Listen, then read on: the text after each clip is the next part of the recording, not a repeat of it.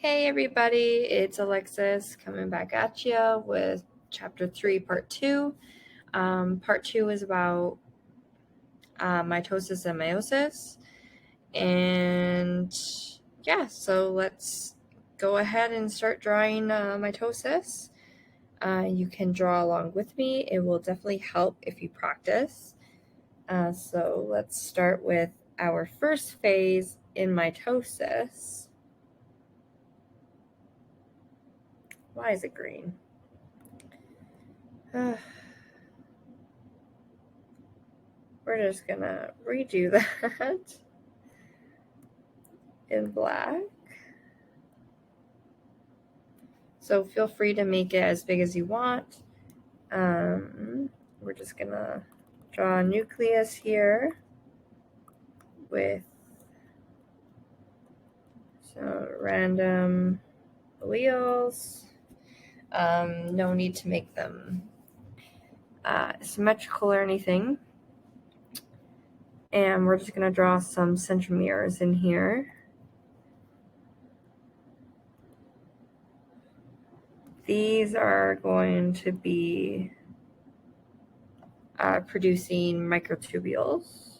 So we're just gonna go like that. So this is interphase. This is phase 1.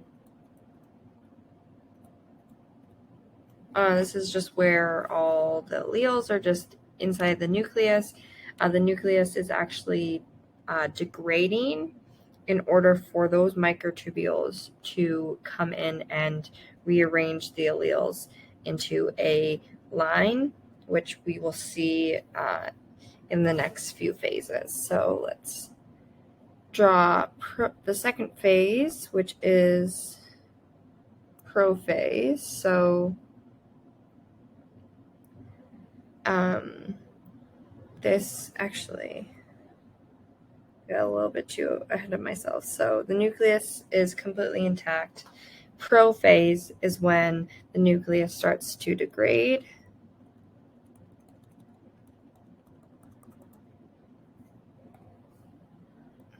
The alleles are kind of starting to go in formation. Not really, but the microtubules are actually starting to line up with each other on each side.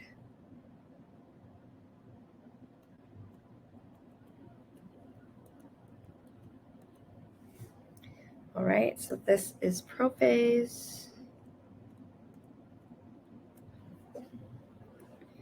We're going to draw metaphase, which is our third phase. So the nucleus is completely gone, and metaphase is when they actually line up in the middle, when the alleles line up in the middle. So I'll show you what I mean. So like that. And the centromeres are in the middle. And the centromeres produce these microtubules, which are going to attach to each side of one allele.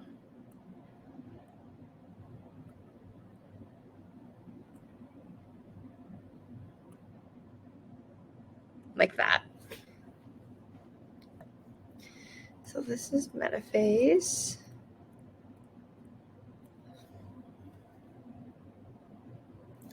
Our fourth phase, which I'll draw down here, is anaphase. And this is where the alleles are being pulled apart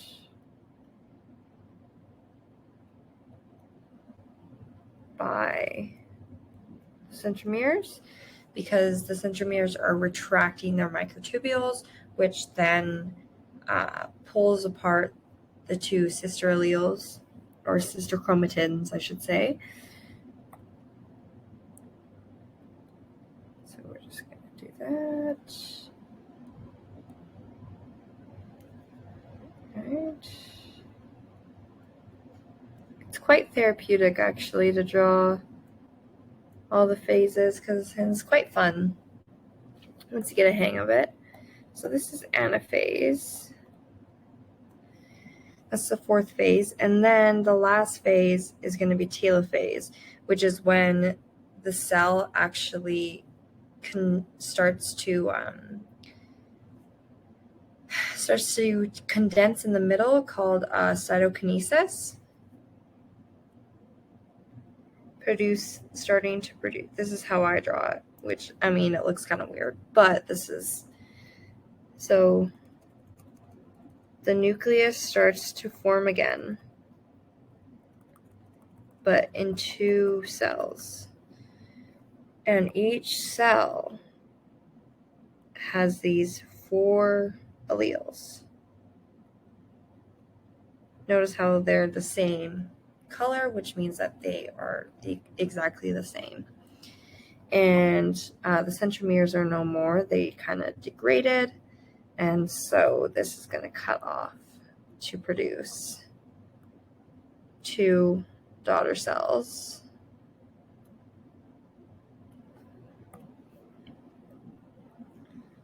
With the same amount of alleles and the same, basically the same genetics. They're 2 daughters. So, I should probably write that. This is telophase. And this is 2 daughter cells. So that was mitosis. Simple. It's only one round, and you end up with that. But in meiosis, it goes through the first phase of meiosis, which there's 2. The first phase is basically mitosis, but it doesn't just stop at the 2 daughter cells. Meiosis has another phase called meiosis 2, where each of these daughter cells goes through another round of mitosis, which then creates 4 daughter cells, 4 gametes. Because remember that meiosis is for gamete production, and mitosis is for somatic cell production. So let's erase this. Oh my god, this is going to take forever. So let's just erase this, because we're going to need more space.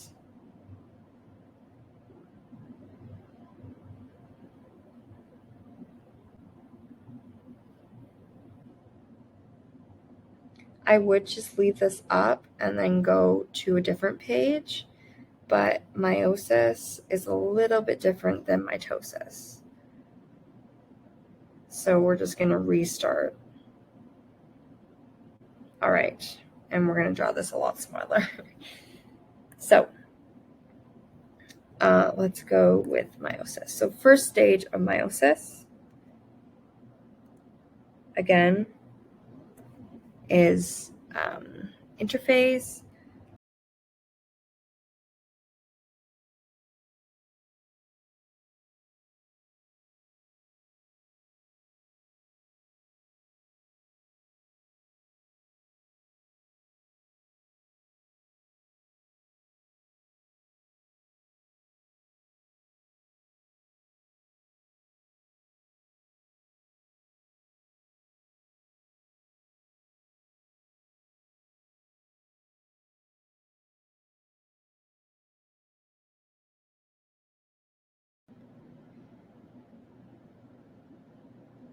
Okay, so let's go with meiosis. I kind of had to stop there to make sure that I was doing it right. It's been a while.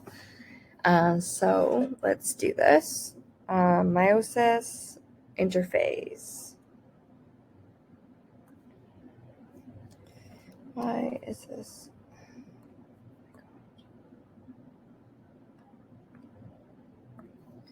All right. We got interphase, we got the nucleus, and we got 1 and 2. So we got 2 different alleles. They haven't divided yet.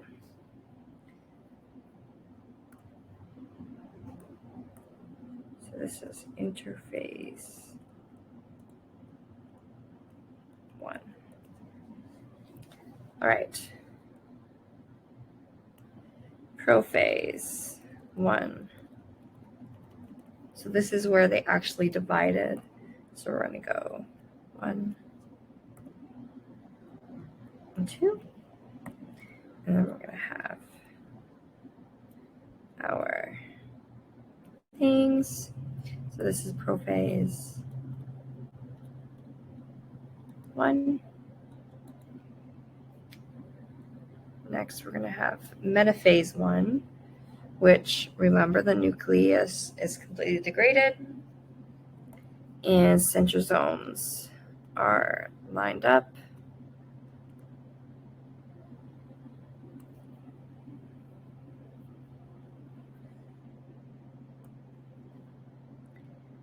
And these babies.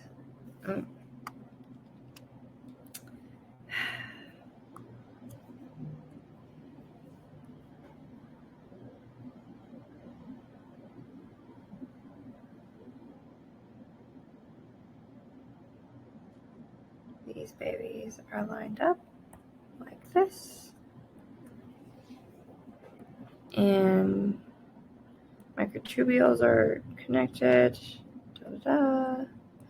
All right, this is metaphase 1. Right. Anaphase, we remember they get pulled apart.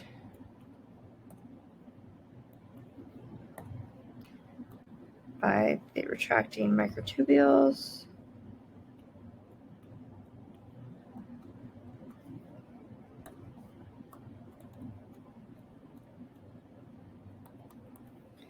And then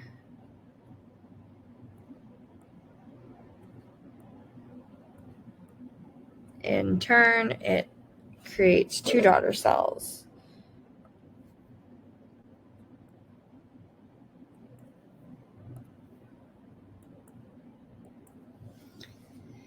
But these are with different alleles, because remember, we're looking at gametes instead of somatic cells. Telophase 1. All right.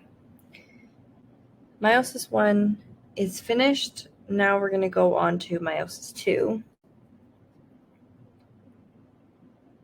So this is kind of telophase 1. This is kind of like interphase 2.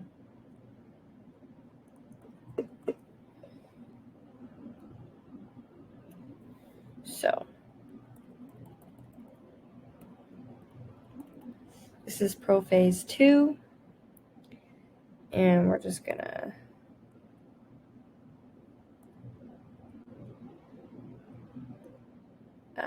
frick.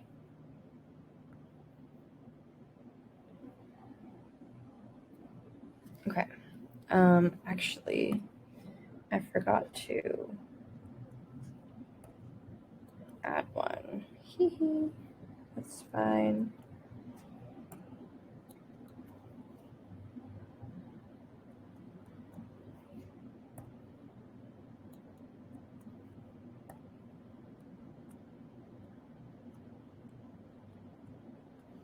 Okay. Ignore this because this is just horrible. I completely forgot to add it in here, but that's okay. Everyone makes mistakes. All right. Hi.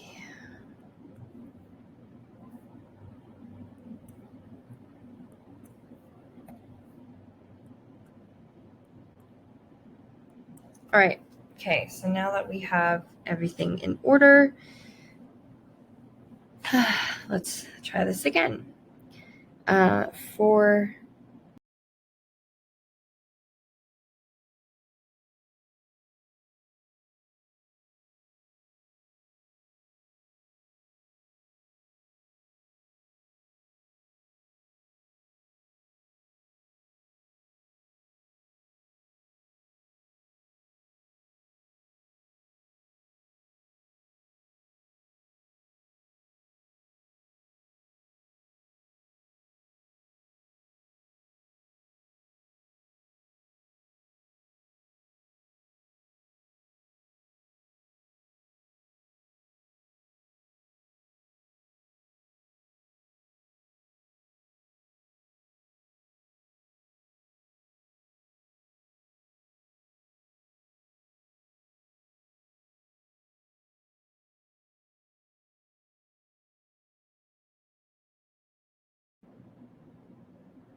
all right, so in these daughter cells, there's going to be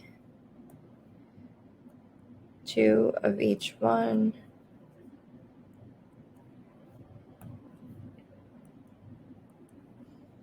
So when we go down to prophase 2, we're going to have a mix and match sort of thing.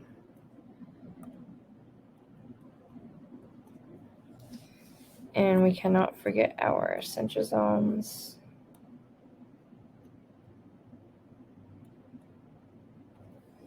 All right, so this is prophase 2.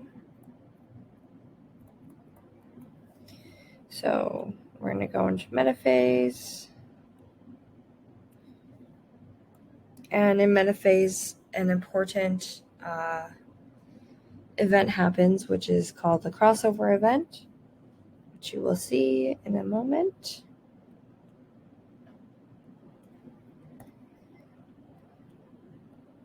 So we're basically going to have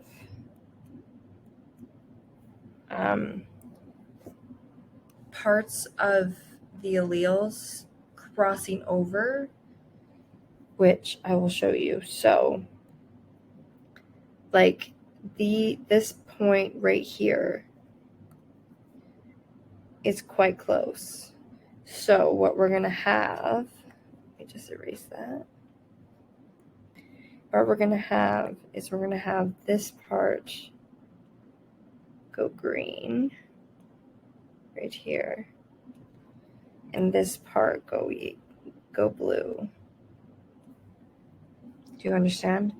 And then down here, we're going to have this part to go blue and this part to go green, because they're crossing alleles. They're exchanging genes. So we're just going to do the same thing over here. And you want to make sure that the crossover event is quite close to each other, because that's mainly how it happens, is how close they are together when they're in sister chromatids. And so can't forget that. And the crossover event is very important for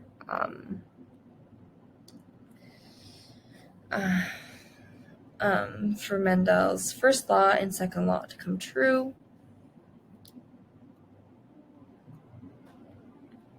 Go do that.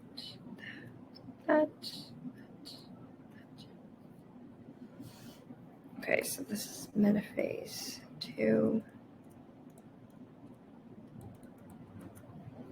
All right, and then anaphase 2 is them splitting off. So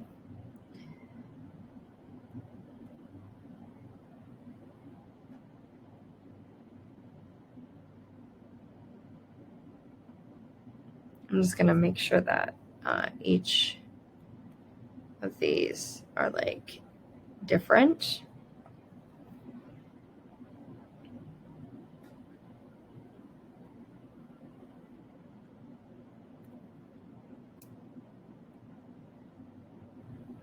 just going to go like that. Now this isn't perfect at all. That's a-okay.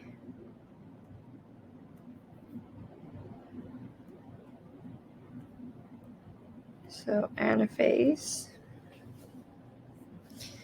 And the same thing happens in the second one. We got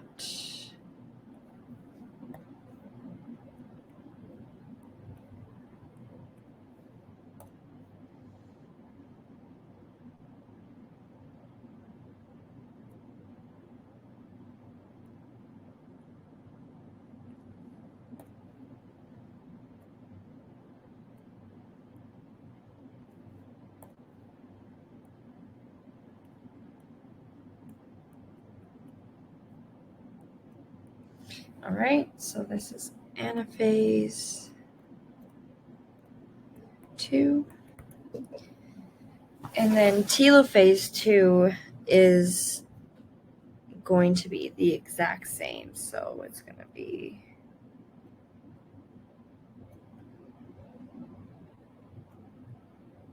except it's just going to be with 4 cells instead of 2.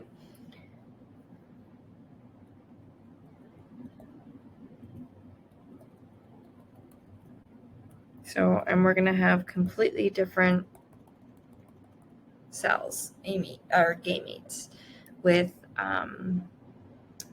different genetics passed over, and this is how you get variation in the genes.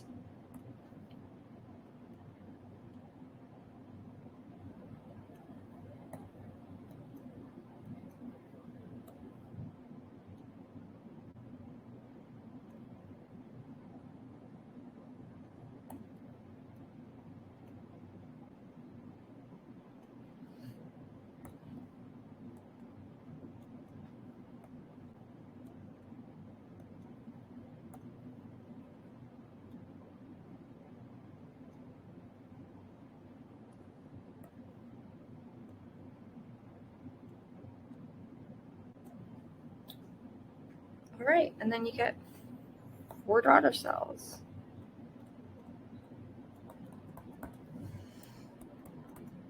With completely different genes.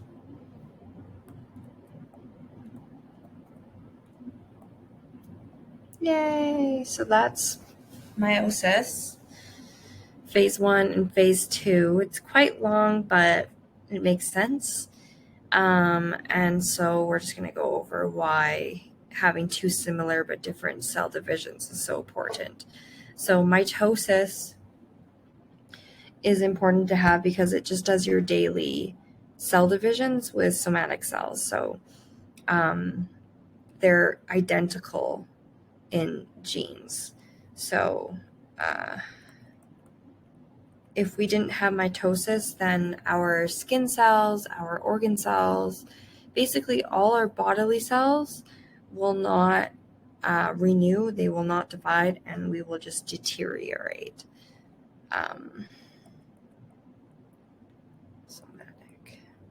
And with meiosis, we need that because we need to create genetic diversity within our gametes in order to have diversity outside of the body when we reproduce. So along with your partners, you're going to be passing down some genes from you, and you're also going to be passing down some genes from him or her. So it's important to have both phases, and yet they're very similar, but yet they're so different, and we need both of them in order to have a proper human lifestyle. So yeah, hopefully, I'm very sorry that this was all over the place today. It's currently 11:49 p.m. So I hope this made sense for you all. And again, the textbook is very informational. It goes over a lot. And yeah, I hope you guys do well in genetics, and I hope you guys enjoy it as much as I do, and as much as I did. So thank you.